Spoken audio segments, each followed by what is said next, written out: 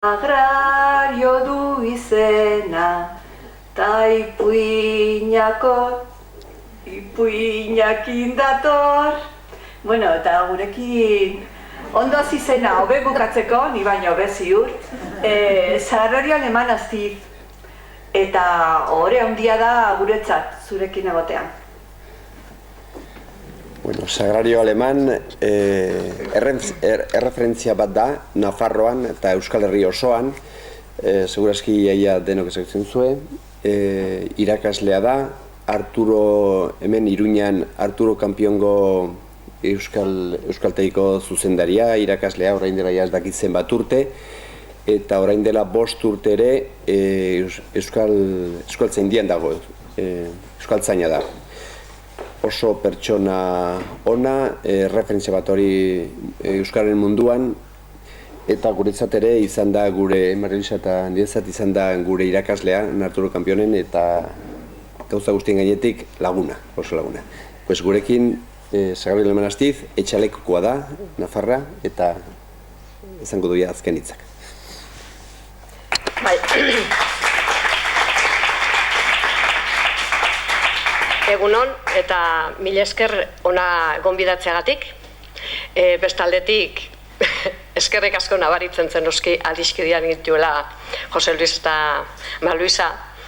Olako lorea bota baiti dezkidate. Egia esan zidatenean ona etortzeko poztu nintzen nita zorritu zirelako. Bereziki horregatik ez hemen egoteagatik persona urduria naiz eta noski kezka pixka bat banuen. Zertaz mintzatuko naiz nian edo zer esanen diet. Eta azkenean batzutan sorpresak ematen ditugu, Luisak nik ez nuen uste bersolaritzarako lako almen eta trebetasun handia zueniz, baina hori egin dut, nik ere antzeko zerbait eginen dut, nire ez den arloren batean sartuko naiz ipuina kontatzen. Eta ipuina eta joko dut mundua sortu zen garai horretara. Hola, kareatzaileak edo egileak mundua egin omen zuen. Eta mundua egin eta orain hemengo izakiei bizi urteak banatu behar dizkiet. Horrela banan deitu omen zituen bere aurrera izaki horiek eta lehenik astoa agertu omen zen, adeitzu oso. Jauna, zenbat urte emanen didazu bizitzeko? 30 urte, konforme zaude? Ai, jauna, ez pentsa, nire bizin modu neketsu honetan luzegi eduitzen zait. 30 urte, askotxo eduitzen zait. Kontura zaite, ohartzaite zer egin behar izaten dudan. Egun osoa goizetik arratsera pasatzen dudala, zamak gainean hartuta oiek garraiatzen. Garizakuak bizkarrean hartu eta errotara eramaten ditut, bestek jandezan. Ai, demoraldi luzegi eman didazu, barkai ezaidazu mesedez. Bizialdi luze horren zatitxo bat bederen. Eta horrela, kreatzailea edo egilea errukitu eta esan zion, 18 urte emanen dizkizut. Eta astoa pozik joan omen zen. 18 urte zituen, luze xamar bizitzeko, baina, kontent. Haren atzetik zakurra etorri omen zen. Eta egileak horrela esan zion, zuk onartuko dituzu behar bada, astoak luzegi diritzi dion bizi horri, 30 urte hoiei. 30 urte? Baina hori alda, zure borondatea. Kontuan izan eguna lasterka pasatzen dudala eta hankak ez direla gauza izanen lasterra egiteko. Eta zaunka egiteko eta hozka egiteko hortzak eta indarra galtzean zer eginen dut nik? Bazterrez bazter ibili? Bai, arrazoi duzu. 12 urte emanen dizkizut. Eta zakurra ere konten joan zen. Han agertu da atzetik, tximinoa.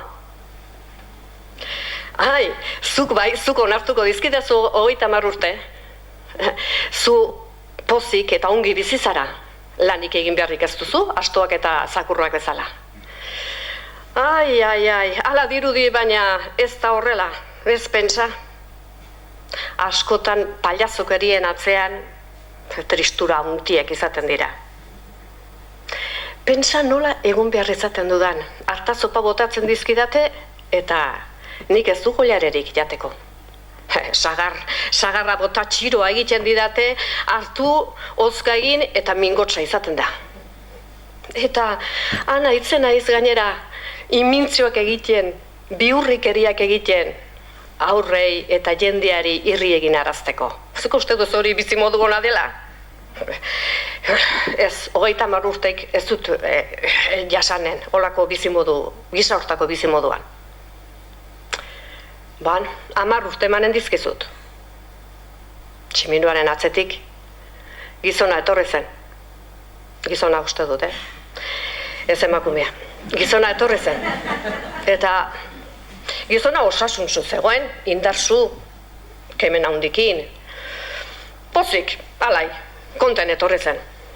Eta zenbat urte emanen dizkidazu bizitzeko? Zenbat? Ez dakit, bestei 30 eskeni dizkiet eta zuri ere antzera. 30? Hain bizimodu laburra? Baina, konturatzatie, zuetzara konturatzen, ez da? Ni bizitzen asterako, hau da, nire etxea egin eta sukaldean sua piztean. Nik landatutako zuaitza loratu eta frutuak ematen hasten denean. Eta biziaz gozatzen hasten naizenean, orduan hile egin behar? Egile hori, alguztidun hori, urte gehiago nahi nituzke ba. Bueno, astuaren urteak ere emanen dizkizut. Ez dut aski, zakurrarenak ere izanen dituzu. Gutxisko aukeran. Tximinoarenak ere emanen dizkizut, baina ez neri gehiago oskatu, Eta horrela, joan zen gizona ez oso konforme, gehiago nahi baitzituen. Eta geroztik esaten da, persona bizi dela, lehenengo urteak onak izaten dituela, osasuntsu, disfrutatzen duela biziaz, lana ere gogoz egiten duela, baldin badu. Gero astuaren urteak heldu direla, lana leharra egin behar izaten duela, bestei jaten ematen, eta gainera esker txarra besterik ez duela jasotzen. Gero zakurrarenak datozkio, zakurrarenak ez dira hobeak. Antxe ibiltzen da, hozkaiteko agini gabe, bazterrez bazter. Eta gero zer heldu zaio tximinoarenak. Tximinoarena denendako ergel bihurtzen da ergel eta xelebrekeriak egiten eta denak irri egiten diote. Eta hala ere, egia esan, gehiago bizi nahi dugu. Hori bai osasuntsu.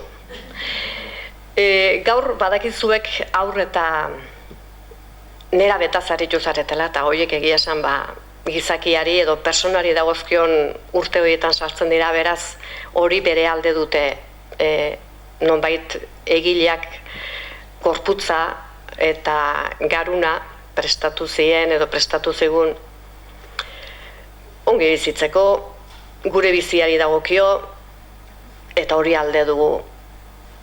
Zuen prestakuntza ere alde izanen dute, nik uste dut beste parte bat ere behar izanen dela eta da persona bezala tratatzea eta persona bezala beren sentimentuak kontuan izatea.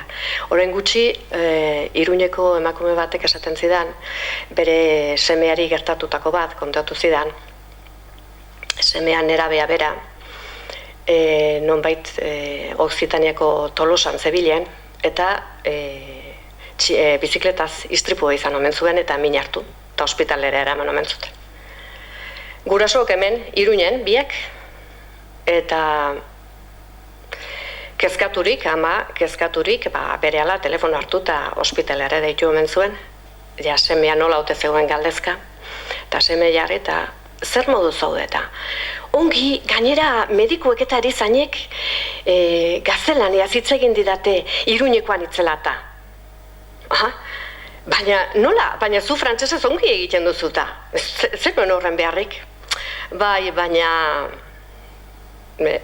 berez mutikoak ikusi zuen bera ez zutela eri bat bezala tratatu, bera tratatu zutela Iruñeko Mikel bezala, eta persona bezala tratatu sentitu zen.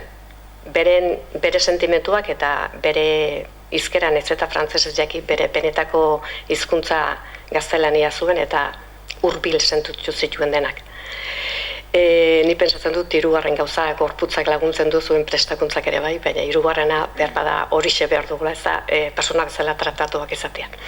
Eta hoxe nik espero dut hemen pasatu duzuen denbora hau, atzokoa eta gaurkoa, probetxugarri izan entzen dutela, eta berriz ere eskerrak eman eta goza ezazula, disfrutatu ezazula biziaz, dugun bitartean, behar badez dugu nahi hainbat, eta nahi bezain osasuntzu, baina saia gaitezen bizitzen eta ongi pasatzen.